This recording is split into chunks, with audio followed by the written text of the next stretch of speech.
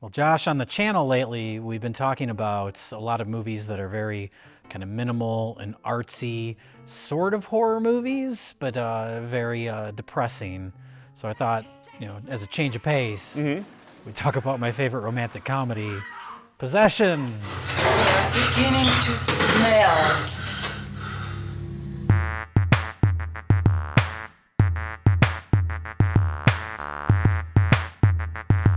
This has been a long time coming. Yeah, we've been talking about doing this basically since review started. It's in you probably saw it in the opening credits. It's right there. Oh yeah. On the stack of movies. It's one of those ones that's always been at the top of my I want to do this eventually.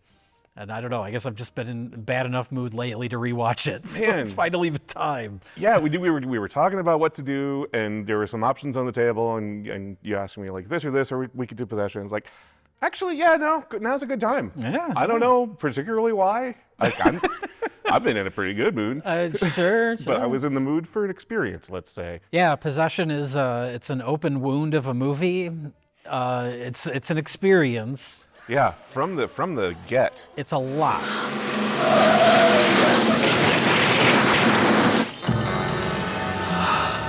I describe it as, because there's something about the movie that feels just alive in a way that goes beyond just the actual movie. Like when you're watching it, it feels like you're maybe seeing something you shouldn't be, or like you're watching something that's cursed, something that transcends the actual film. I can't remember the movie I was reading about, but there was a review that said something along the lines of, for a horror movie to be effective, really effective to a certain level, you have to convince yourself that the director might be insane. Oh, that's this is, I don't know, I think everybody is insane in this movie. Top to bottom. An endless series of scenes of characters freaking out.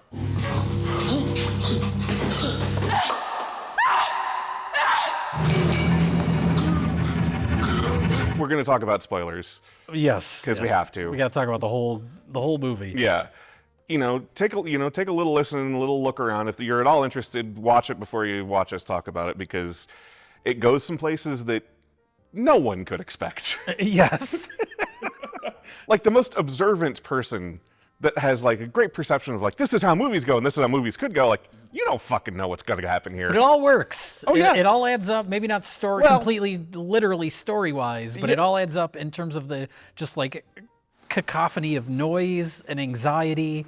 It all seems to make sense, even though none of it makes sense. Yes, there's something that really works where in a movie like this, it could be something a little more abstract to a point where even with all the things that happen in this movie, everything that is on screen, you're never unsure of what you're looking at. Yes. Yeah, it's not artsy in that way. No, it's just it's very, I don't want to use the word realistic exactly, but very straightforward presentation of what you got going on here. That's what's happening. I think I'd call it emotionally realistic. If you're in a messy breakup or something awful and tragic has happened in your life, this is how that feels, not necessarily how it really happens. Yes, if that makes sense. Yeah, the internal feeling of it. Yes, because that's this whole movie. Absolutely. There's particularly that shot early on, just in the first couple scenes where Mark is standing still, but the camera is whirling around him. Yeah. It's just oh yeah, that's just exactly what that feels like in your brain. But you've just found out that your relationship is done and you're having to figure out why. Yeah. It'll do stuff like that. There's very huge movements of camera, but then that shot is whirling around, goes over here, stops, full stops, locks down while he starts physically moving. Yeah. And that works.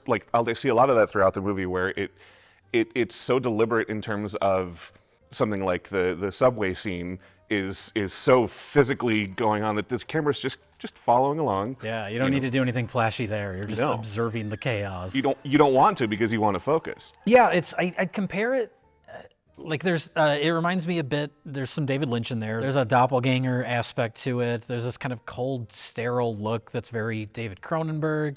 So it has kind of a familiar aesthetic to it. In certain aspects, but I would compare it less to other movies and more to a song, in that movies are so laborious to make. You spend months and months writing it, and then months pre-production, and then shooting, and then editing. Just by the nature of what a movie is, it takes a very long time to make. So everything is so thought out.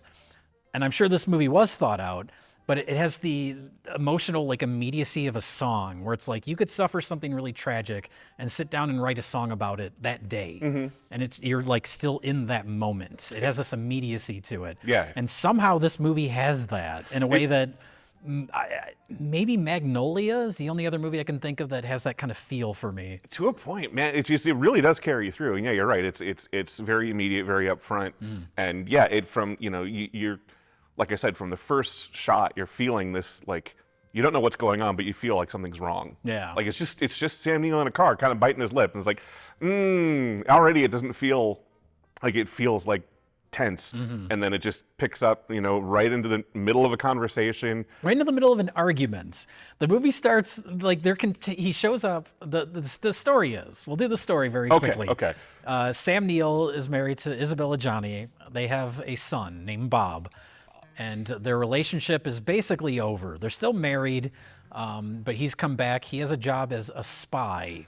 And the movie doesn't go into detail about who he's a spy for, who he works for. We see these people behind a table.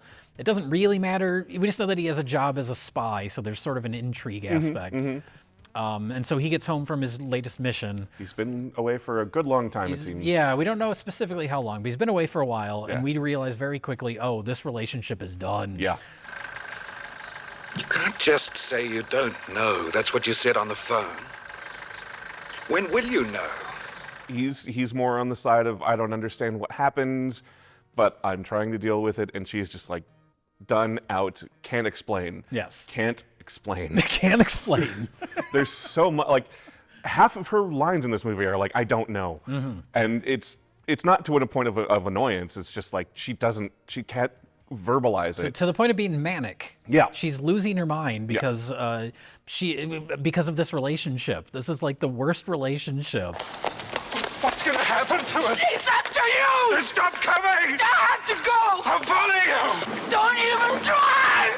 And we never ever see any moment of what their relationship was like when it was good. Zero. That's so fascinating to me. So many of these movies would, give you just one shot or a flashback or a little bit, nothing. Nothing. You get no sense of why these people are in a relationship at all, apart from they both love their son, which is great, but it doesn't seem to add up to much. Right. Well, and then it becomes an issue of like, do they actually love their son? They seem to be using him almost as like a bargaining chip. At times. It's hard, as far like emotionally manipulative to Which each again, other and using him as a kind of a scapegoat. Yeah, for which it.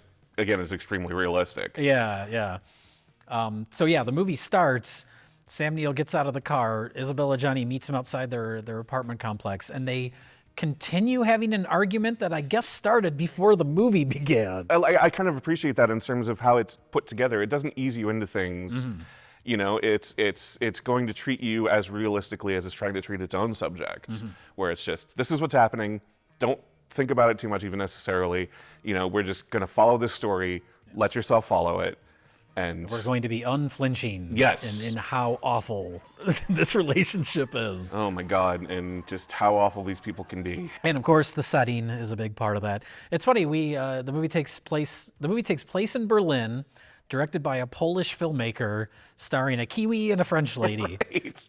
But a few years ago, we talked about the Suspiria remake, which was very clearly influenced by this.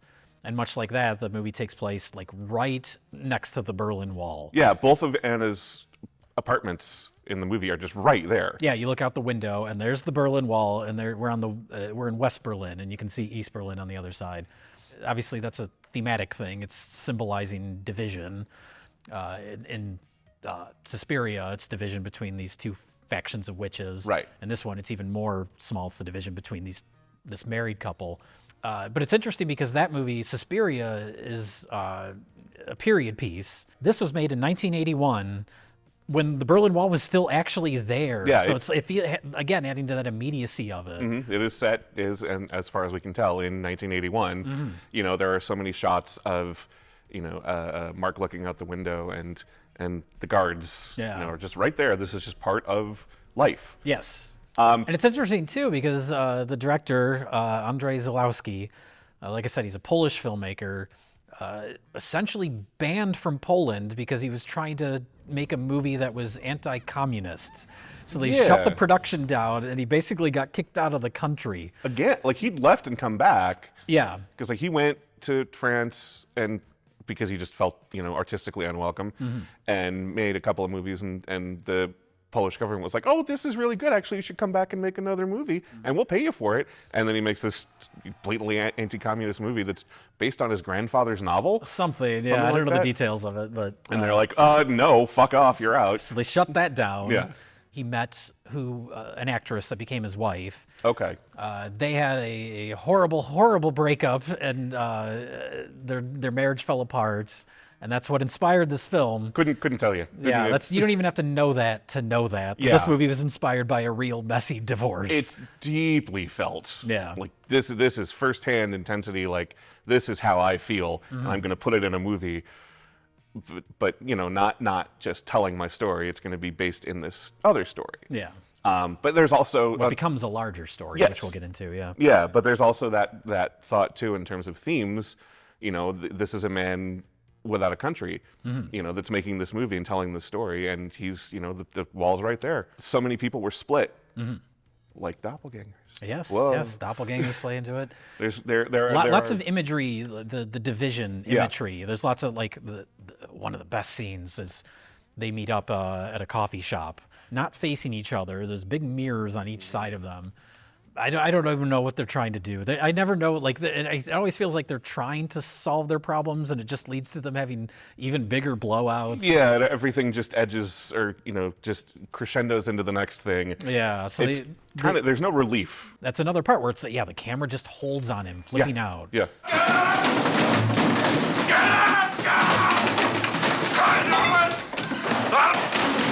Goes until the staff finally piles on him. Yes. But that's when, after having told him already that there wasn't anybody else, that now there is somebody else, and if I'd known he existed, I wouldn't have had our son with you. And that's when he flips his shit, which, understandable. But that's also kind of emotional manipulating. The kind of is there is somebody else, but that's a whole other story. That leads to the second half of the movie. Exactly. Although there is also Heinrich. I've come for Anna. Anna's not here. You want me to break down the bloody door? You don't have to. It's open. Yes. The only bit of levity in the movie is that actor, his performance. His performance is great. He's an asshole. The character is just, oh my god. Oh sure, but he's an asshole in a very elegant way. Which, he's very well spoken, and he's very classy as he talks down to Sam Neill. Yeah. But yeah, that again, going with the kind of parallel to political division, you have the main thrust of their disagreement as a couple is she just wants to escape. She doesn't necessarily know what that means. She just knows that she doesn't want to be here with him, and he wants to stick with traditional. I'm the husband. I'm the breadwinner. You're the wife. You're the mother. Initially, it seems like he's kind of frustrated by he has that scene where he comes home after having that 3-week bender in some hotel somewhere. Yes, which is just a harrowing scene. Yeah, and the way it's put together is just. Again, unrelenting. Well, because it just cuts to it. We don't know how much time has passed. He doesn't know how between much time when has he passed. left the apartment. Yeah, he doesn't know, so it's disorienting. But now he's got a scruff, and he looks like he's strung out on drugs. Yeah, he makes that phone call where he can't actually get words out, Yeah. which is just disturbing. Yes. But so he finally realizes, he sobers up a little bit and goes home, and Bob is there by himself, covered in jelly, not like jam jelly. Yeah. This becomes important. That's some sort of supernatural goo. That comes later. But then he just, what's happened, what's going on, just mommy's been gone longer than she said she was going to come back, and then she didn't. And so at that point, there is that justification that Mark has of she's not taking care of our child. I have to put the rules down and everybody straighten up and fly right, and this is how it's going to be. And you can go if you want to, but I'm in charge now. Yeah. And that's, on one hand, that is for the safety of Bob, but on the other hand, it is another emotional gambling chip. Another something he can lay on her and just, you're a terrible mother. Yeah. The movie's a horror film, by the way. We're basically talking about it like it's a marital drama. Well, it is for a while. It is for a good long while. But then you get into the second half, and that's when it becomes more supernatural, Lovecraftian, philosophical. I mean, there's a lot going on in this movie. Yeah. So yeah, the second half of the movie, the most famous scene in the movie, the scene that everybody knows, is the flip out in the subway which is the only kind of extended flashback in the movie. Yeah. That's where it starts playing with time a little bit. Not to the point that you don't know what's going on, but I want to give the setup a little bit because there's what kind of builds, like the way it builds up is Mark has met Heinrich and they've had a couple discussions, and he's found out that Heinrich also is not where she is. Like, he's not hiding her. He also does not know where she is. Yeah. But at one point, Mark comes home and there's just a film reel sitting outside of his door, and he puts it on, and it's this footage that Heinrich has shot of Anna teaching a ballet class, and it gets real weird in terms of like abuse of this child. Yeah. You know, that's She's meant to, telling her to stay in this pose even though she's in like horrible pain. yeah. And then immediately like drops it and tells the next girl next to her, like, you're doing so good, just to fuck with her. Yeah. But purposely, because it's supposed to give her this sense of purpose. And then there's this whole long scene where she's monologuing to camera. It's like those two sisters of faith and chance. My faith can't exclude chance, but my chance can explain faith. She's torn between the idea of faith and the idea of choice. Yeah. Those are two big things, and that's mainly what that monologue is about. Yeah. Those two kind of fighting each other. And the important thing is that it's not specific faith. Oh, yeah. It's just a real generalized faith. Like, she's Yeah. not talking about religion. She's not talking about, you know, even the philosophy that she's like apparently working through with Heinrich about all this. But like, it's just this generalized having faith in maybe herself, maybe anything. Yeah. But it's left very open. Yeah. So you could kind of basically structure versus chaos. Yeah. This is kind of what she's talking about there. Yeah. So then, yeah, that leads to she goes to a church. She's looking up at the statue of Jesus, and I guess she doesn't find any answers. It's unclear, but that's when she goes down into the subway, and her body starts to physically reject the idea of faith. And that's, yeah, that amazing sequence. I think even if you don't know the movie, you've probably seen clips of this. Yeah. I know I've shown clips of it in her videos several times throughout the years. Yes. Because it just holds on her, losing her mind. Yeah. And it's that, yeah, it's a physical struggle of what she was just talking about, like philosophically. Yeah, and you get the idea that as it is a flashback, it's like the first time that she really ran up against this wall, and that's kind of why she's been this way throughout the movie up to this point, which this is like 45 minutes in. Yeah, something like that. Something like it's a good long way in. Pretty much halfway, because the movie's about 2 hours long. Right.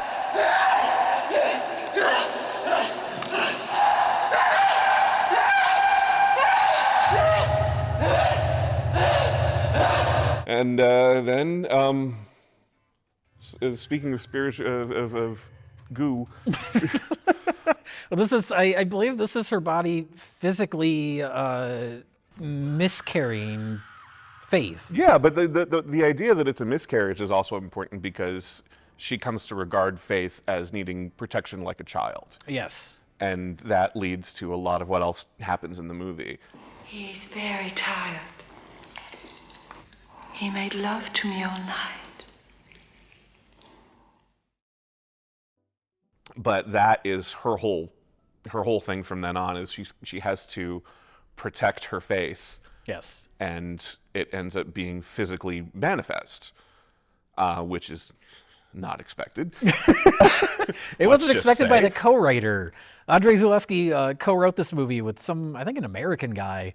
And there's an interview with him where he's like, I had no idea there was going to be a physical monster in the movie. Holy shit! So that's just something they decided to add. Wow! Which, again, going into the idea of like parallels or contrasts, is we see their apartment together. And it's this nice kind of modern apartment. Very clean. But where Anna wants to escape to is this, what's directly across from the Berlin Wall. And it's just this dumpy, disgusting yellow apartment. The wallpaper's peeling off. Yep. But she's constantly cleaning. But she's constantly cleaning. It seems like futile, but she's gotta do. She's motherly now. Yeah. To this squid monster. Yeah. Which is where the second half of the movie goes.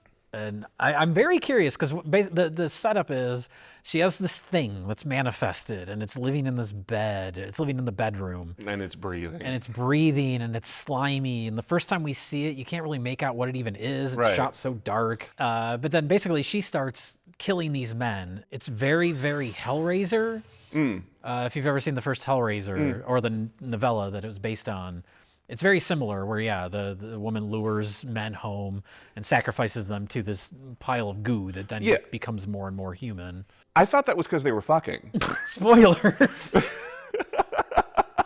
She fucks a squid monster. Almost.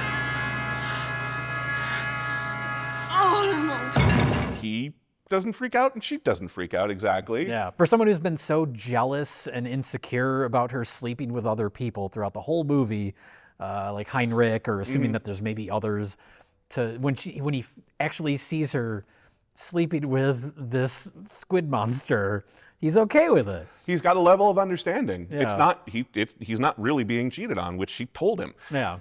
This is an aspect of her, and also an aspect of him, as it turns out, kind of. Yeah. But so by that point, that's all he's got to say. She's you don't know what it means yet, but she's just saying almost, and he just looks at her and says, yes.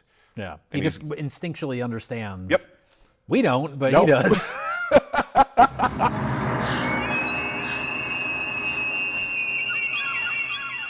But that leads into the doppelganger theme. Right. Well, there's so much going on that I don't necessarily have the easiest time keeping it all time-wise straight in my head. Right. Because I don't remember exactly when Mark goes to take Bob to school. Because now he's taken over. She used to take Bob to school, and now Sam Neill is taking Bob to school. Sees Bob's teacher, who is also played by Isabelle Adjani, looks exactly the same except lighter hair and green eyes. Yeah, it's really it's just enough to give you a pause and go like, "What?" Yeah, it is, but Yeah. it takes you a second. What is this, a joke? What are you talking about? I'm in your wig. What? Have you ever seen my wife? Naturally, every day of the school year. But she's kind of like she looks just like his wife, but Yeah. she's kind of like the idealized version. She's caring and nurturing and not psychotic. Right. She hasn't lost her mind. She's very good with Bob. Obviously, she is representing this regular housewife kind of thing, but she does also push back on Mark immediately. Well, that's the interesting thing. There's a scene early in the movie where Mark and Anna are having a fight in the kitchen. It's a very intense scene because she's cutting meat with an electric carver, and they both lose their minds, of course, because every scene they lose their minds. She cuts herself on the neck. It's a big blowout argument, and then Sam Neill kind of quietly, meekly sits down and just starts cutting his own arm. It doesn't hurt. That parallels the scene later when the doppelganger, Isabelle Adjani, is in the kitchen, very similarly framed, but they're having a very polite discussion. And even though she's pushing back on his ideals, she's not just like meek, whatever you say, you're a man. She's pushing back on his deals, but he doesn't mind. He doesn't blow up at her. Yeah. Because he doesn't see her as his property yet, the way he did his wife. Right. It's so sad that for you, freedom seems to mean evil. The whole reason she comes over in the first place is because Bob's been having these freakouts when he takes naps at school, and he's like, "Oh, that never happens here. I don't know what you're talking about." And so they, we'll stay together and see if Bob screams out, and he does. My gosh, what's the different factor here? What's here that's not here usually?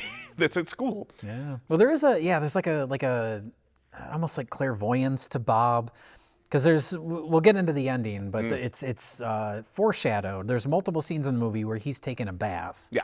And he's making he just feels like a little kid playing, but he's making siren noises when he's in the bathtub. And that comes around at the end of the movie. It's like he knows he's a little kid, so he can't articulate it, but he knows something's off, or he knows that something bad is going to happen. Yep. But he can't really explain it. Yeah, he's doing the siren noise, but he's also holding his breath underwater a lot.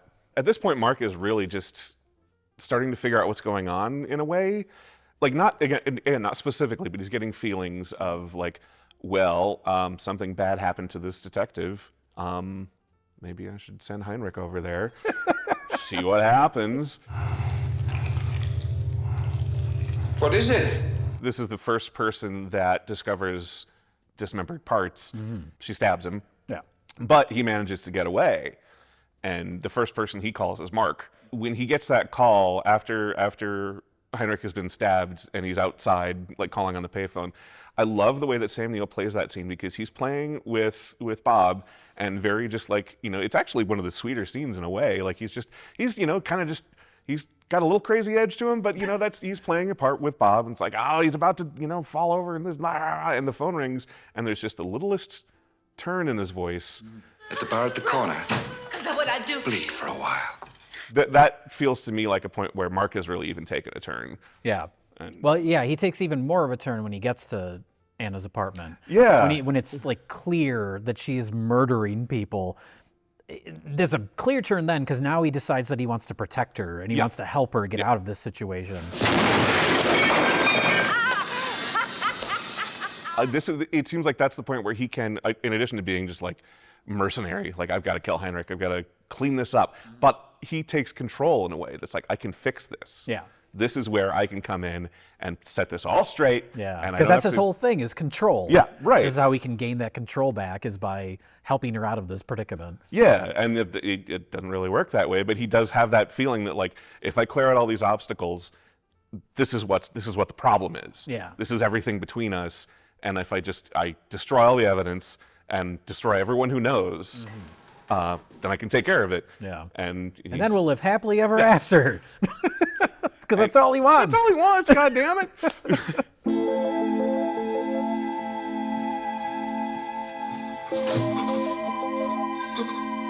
I love that scene. He comes out of the burning building and there's this woman just laughing and dancing, just watching it happen. Yeah. She's having a great time. Well, that's when it feels like, and by the end of the movie, it's like overtly apocalyptic.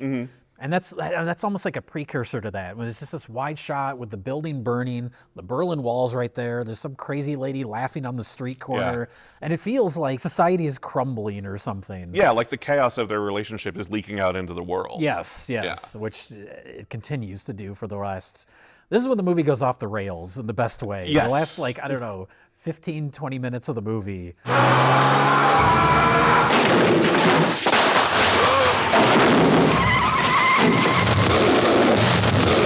At this point in the movie now, it becomes like a mini action movie because he's being pursued by the cops, but also by the people that hired him as a spy. At the beginning of the movie, in that amazing scene, there's a dialogue in that big empty room, and the camera's spinning around. And these are the people that hired him for whatever his spy mission was. And now they're trying to pursue him at the end of the movie. Their contact that he has won't respond to anybody else and just, stop this shit with your family, come back and work for us. Yeah. And, or we'll kill you. And, well, they don't understand what's going on. So yeah, it becomes this crazy action chase. Yeah, he gets shot by the cops and gets on the motorcycle and goes somewhere just roaring through this tunnel. Yeah. And is bleeding out everywhere and just makes his way up these stairs. And that's again, we go with sort of the faith or religious aspect of the movie. He's trying to ascend this staircase. There's light shining down from above. Well, this is, we talked about the Anna doppelganger. And then now we get the final form of the squid monster, and it's Mark. Yeah. So now we have his doppelganger, and it's basically like there's the two of them, the idealized versions of each other.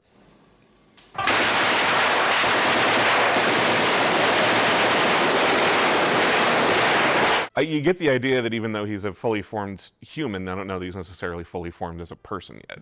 Because he's just kind of like... Not at first, but then he picks it up pretty quickly because then he Yes. makes his plan for escape. And that's him kind of, being more in control of this new body he's in, I guess. This was something that was really interesting to me. He continues ascending up the stairwell, and there's just a random girl there. Yes. And apparently he's so compelling. Maybe it's almost like a magical thing or like supernatural thing, because he's just like, here's a gun, shoot them. Yeah. And she's just like, She just does it, yeah. Like, fuck, what?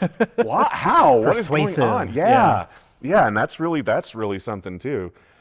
Well, so now we're left with our main characters are shot and killed, and their doppelgangers, their replacements, have now taken their place. But everything feels off.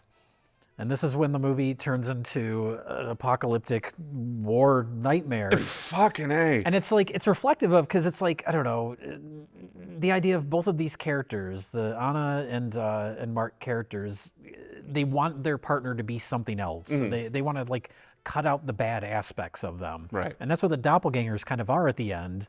But when you cut out an aspect of a person's personality, they're not that same person anymore. Right. But I want to. Don't open! Don't open!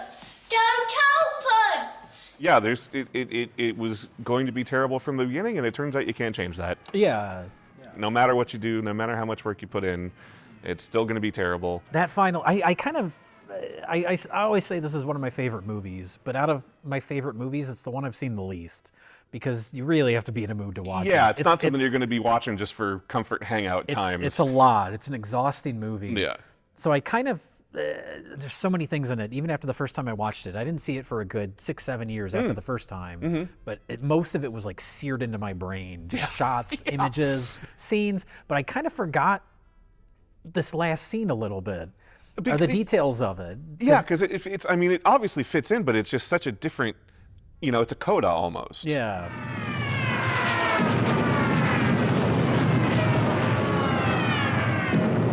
It's the creepiest part of the movie. Yeah. In a movie that's pretty much creepy the whole way through. There's something just complete, the foreboding is so different. Yeah, it's anxiety inducing because, we hear bombs outside, like something is going on. Yeah. This perversion of humanity, them like trying to twist their personalities into these new people has somehow brought up the apocalypse into existence or something. Yeah, well, and again, another something that's a metaphor there is obviously the war. World War II is that's Berlin. It's so the memories of the war have not faded. This is 1980, 81. So it's not been that long. Yeah. And it's very it's still very fresh. And even I remember that being such a big part of the punk scene in England was like, oh sure, this is a reaction to our parents and our youth growing up in this. And it's even more acute here. Obviously, it's Berlin. Yeah. So that works in there too. And so something that could be in another movie, in another director's hands, frustratingly vague, becomes so terrifying. Yeah. Well, it's all because the Bob character, he's in a lot of the movie, but he's always kind of in the background. He's always being used as like a prop for these two main characters. So for him to be so certain of what's happening now, not literally certain, but he knows something bad is happening. Yeah, no good will come of this. Yeah. And even though the Helen character has been a nice, nurturing character, there's something about the close-ups of her in that too, with the shadows going across her face. Yeah. And her eyes are they've been green the whole time, but they look there's a manic. Yeah, something's changed in her or something. Yeah. And Bob knows it. He's saying, "Don't open the door. Yep. Don't open." He keeps saying it over and over. He knows what he has to do to get out of the situation. It's awful. And it's a I don't think it's quite a cynical thing to say, but it's a weird thing to say that by that point you're just yeah, I get it. I get it, Bob. I'm pretty uncharitable at ambiguous endings like that a lot of times. Yeah. I watched The Beyond and I was like, that's it. Oh, I love The Beyond. Everybody does. I understand that, but I kind of just the way that it built up and it's just oh, they're in hell in a painting. Oh, well, okay. All right. This does not do that. I didn't feel that way at all. It's just yeah, holy shit. Yeah. You can't fathom what's going to happen after the last fucking light goes out and the credits start rolling. You're just oh my fucking God, what's going to happen? That's because even if you don't know literally what's happening, emotionally you're there. Yeah. You get it. The death of this relationship leads to feels like the end of the world for a lot of people. And that's the story being told. That's the story being told, and that's what's happening at the end. It's complete chaos. Yeah. Yeah, and that flashing light just gets you more on edge.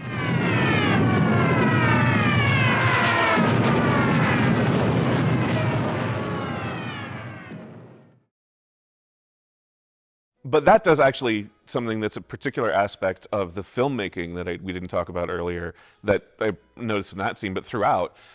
So many movies, when they're doing a character stares into the camera, whether it's meant to be a fourth wall break or not, it feels that way. And this movie has so much of Isabelle Adjani just down the camera, double barrel, but it doesn't feel that way because in the scenes where she's manic and she's trying to describe these things, she's not looking at you, even though she's looking directly at you. She's looking past you. Yeah. You know, it doesn't feel like it's supposed to be any sort of implication or any sort of connection. It's just the quickest way to emotionally get you. There are so many close-ups in this movie anyway. Yeah. Well, and it's used so specifically. It doesn't happen a lot, but when it's used, it's effective. Yes. Yeah, and it's like you say, it's very abrupt.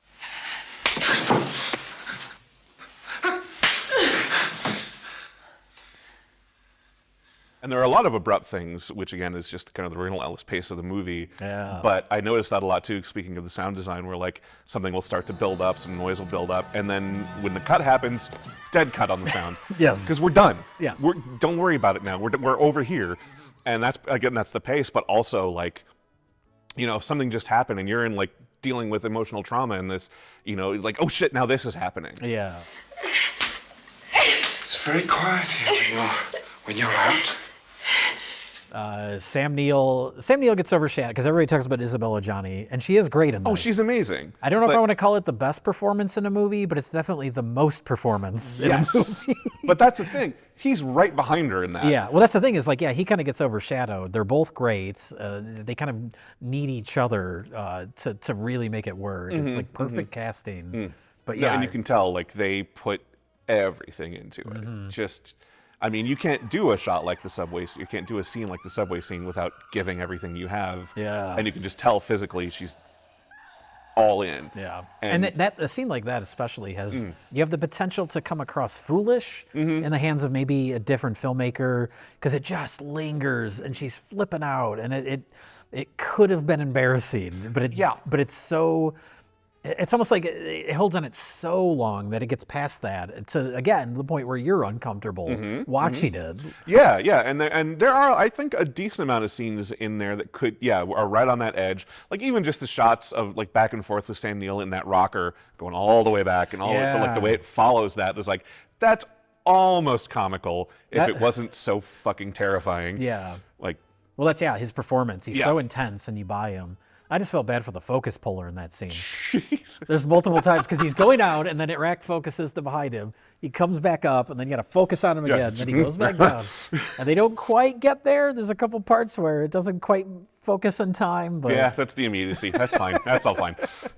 but that's one of those things. Like when I say the first time I watched the movie, there's so many moments that were like seared into my brain. Obviously the subway part, but that's the other big one is him in that manically rocking in that chair. Yeah. Coming in and out of frame. Yeah, and it's a simple device, but it works so well. Obviously, you know, like he's pushing it physically. Yeah. Like it's just about to the point where he's going to fall over, you know, but then she walks in the door and it's just stops. Yeah, and that works so well. And it's little stuff like that in, like I keep saying, in another movie's hands could have been just awful. And they do a lot with you know, it's not flashy lighting, the lighting. It's just very, very well used. Yeah. And very pointed. Like there's the whole scene where Heinrich's mom, because she's a whole fucking philosophical Buddha or whatever's going on there. There's something going on there, but she knows he's dead, but his soul is not with him. Can you tell me where his soul is, please? And he's in that manic spot. He's like, I'll go and I'll find out and I'll tell. And he goes into the kitchen. He's just flicking the light. Or maybe it's the bathroom. He's just flicking the light on and off while he goes, and it just again, almost like impulsively, he's just doing it. But yeah, the whole movie, the cinematography, the lighting, it's very cold, it's very blue, very gray skies. But still very it's not it's not done in a way that obscures things apart from the one scene in the bathroom. Although even when the squid monster's on the bed, it feels very like The Thing, John Carpenter, The Thing, where you're getting like shafts of light. You can see it, and it's very like slimy and bloody and gooey. Yeah. But it's still somewhat in shadow. I think it's more that the being is more ambiguous at that point. Like it's not formed as much because like by the time you get to Heinrich seeing it, you know, you're seeing the eyes and you're very close in. So I that's a choice that, you know, I see what you mean, but at the same time, I think it might just be playing with my brain, where it's just going from an oily blotch on the bathroom wall to something that is very physically you see breathing, and then up to, you know, human features start popping out. And it does have in that scene where you see its eyes like open up, it does have those same green eyes that Helen has. Oh man, really? Yeah. Oh, wow. Okay. I had to look it up because when you get to that final scene, when it's in its final form and it looks like Sam Neill, it looks almost like it's got black eyes. Yeah. And so I was like, oh, that's weird, because I noticed it. This is the first time I noticed it, where it has green eyes as the unformed being. And I read a thing where Sam Neill's eyes in that last scene are supposed to be green, but just the way it ended up being lit, or the way somehow it didn't end up like translating in the final version of the movie. Okay. So there's another connection between the two doppelgangers, is they have these piercing green eyes. Okay. But we don't have any backstory on Helen. We don't know where she came from. It's possible she doesn't even actually look like his wife, and we're just seeing what Sam Neill sees. That was my first thought. Yeah, where she going to that kind of idealized version of his wife. Yeah, but they put I feel like that way that scene is scripted is kind of meant to put that in your brain a little bit, because she's like, what the fuck are you talking about? Yeah, of course I've seen your wife, weirdo. Like, you didn't notice anything? Like, no, so maybe he's just seeing that. Yeah, because nobody else comments on it. Bob doesn't. There's a part when Bob's like, who's prettier, Mom or Helen? Yeah. He's like, your mom. But it's like, well, they look identical. The answer is yes, Bob. But yeah, so maybe Bob doesn't even see that she looks like her. Yeah. It's a little ambiguous. But yeah, talking about the squid monster, Carlo Rambaldi, our old friend Carlo Rambaldi, who also did the effects for Primal Rage on Best of the Worst. Creator of E.T. did the goopy squid monster in this film. It's fantastic. It's great. Oh, it feels alive. Yeah. It feels like it doesn't feel like an animatronic. Yeah, no point in this. Like the breathing is very labored, but feels very real, because there's not a whole lot of other motion going on to like distract you from that. Like apart until you get to the second to last formation of this creature, it's pretty. There's not a lot of movement going on, and that's really to its benefit. Yeah. Other than it's very like subtle. Like the breathing and the squid arms are kind of moving a bit. Not a ton though. But it's just covered in like goo. But that's also something that's interesting in terms of a movie like this. Is like, oh, you expect all of a sudden the octopus, squid limbs are gonna fling out and get the detectives. Like, nah.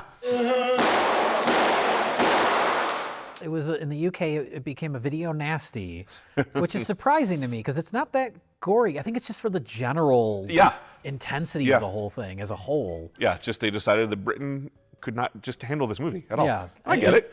It's banned there. It's banned apparently in other countries. The first time I tried to watch the movie, because for a long time. Now it's pretty readily available. It pops up on like Shudder once in a while, other streaming services. But I'd wanted to see it for a long time, and it was just impossible to find. Until this company called Mondovision that only has a handful of Blu-ray releases. They're all Andrei Zulawski movies. But they put out a Blu-ray like 10 years ago, and that was the first time you could find like a decent copy of it. Mondo, and that's not related to Mondo? Not Mondo, like the poster company or whatever. Just some company called Mondovision put it out. I don't know how they got it. But I tried to watch it before that because I'd wanted to see it. I'd heard about it for so long. And there was a version on YouTube, but it was like a VHS rip, and it was the US cut. Because apparently in the U.S., they cut the movie down by 30 minutes and tried to market it as like a horror movie. Yeah. I wanted to show it to you. The darkness is forever. Possession. I thought it would be cute, Jay. I did a whole thing of just like, I saw a movie called Possession that had Sam Neill and Isabelle Adjani in it. It sounds kind of like that, but it was real different. So I sat down last night to watch it, like watch the VHS cut. Got about 10 minutes in. Oh, Jesus. I just was, I'm at home by myself, and I'm just like, oh no, oh no. You're talking the U.S. cut? Yeah. It's that bad? Yeah, quickly, immediately. Like it starts on the ballet class. Oh. Yeah, before the credits. Oh. The ballet class. So it's just like, why is she looking at us?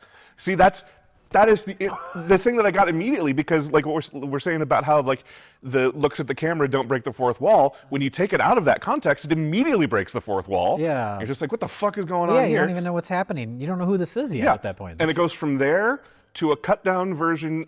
It's just the ballet scene, not the monologue after. Okay. And it goes from there to a cut down scene of Mark getting debriefed after his spy mission. Okay. and then the credits start and he's in the car. Oh, weird. So already. Do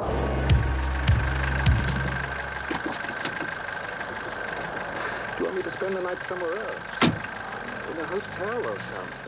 You can't just say you don't know. That's what you said on the phone. You're trying to build intrigue. Oh, and there are a couple flash shots of the crucified Jesus Oh, God. in there. Just like, what do you do? Oh, my fucking God.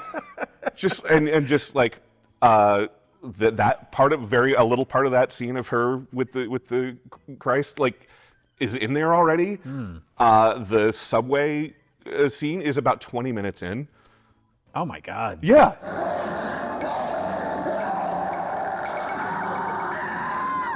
It's all completely jumbled up, like stuff is just moved around. And I go, all right, let me see what's going on with the end. There's weird, like, solarization flashes happening in the stairwell. Huh. And they get to that point, Anna shoots herself in the back. Cut to Isabelle Adjani staring at the camera. The end. They cut, like, the whole fucking, like, last 20 minutes of it just gone. Oh, my God. Oh, my fucking God. It's insane. Wow. Because it was infamously all the critics in America, because it's hard to find much else on, like, all that's around is, like, American critics. And they're like, this is a mess. This is terrible. Yeah. And I started watching that, and I got like, yeah, I get it. This is what you saw. Yeah, that sucks that it's like, if that's all you know of the movie, that's like there's apparently, we famously did the movie Ryan's Babe on Best of the Worst. What? Wait. Wait, what? Wait, what? Wait, what? Wait. What? But what is this? What? Where are we now? Wait, what is happening? Wait. What? But why? Oh, God. And we were baffled and confused by the entire thing. There's apparently a different edit of it on like archive.org or something that is more coherent. Coherent. Yeah, it apparently is more like linear. It makes more sense. Okay. So it's like, yeah, that's editing. Weird. Completely change a movie. So if that's all you're aware of this movie, if you ever, in the 80s, if you happen to be around and rent it on VHS, that's going to color your vision of it. Luckily, it's like I said, when I first tried to watch it like 10 years ago, it was very difficult to find. Luckily, it's pretty readily available now. There's a few different Blu-ray releases. But yeah, it was a pleasure to revisit, and if you're in that kind of mood. It's more that it's not just that it's like dark and depressing, but that it is so intense and so relentless. Yeah. But it does move. Yes. Like it's 2 hours, which isn't exceptionally long. That's kind of a standard length, 90 minutes to 2 hours. But it really flies by. It doesn't necessarily feel like it's going to do that at first. Like it starts moving pretty slowly, but once the tempo ratchets up, it doesn't let you out of it. It just keeps building. Yeah. Maybe don't eat pudding while you're watching it, like vanilla pudding. No. Get a nice Saturday afternoon, open up the windows, watch Possession, and take a nap.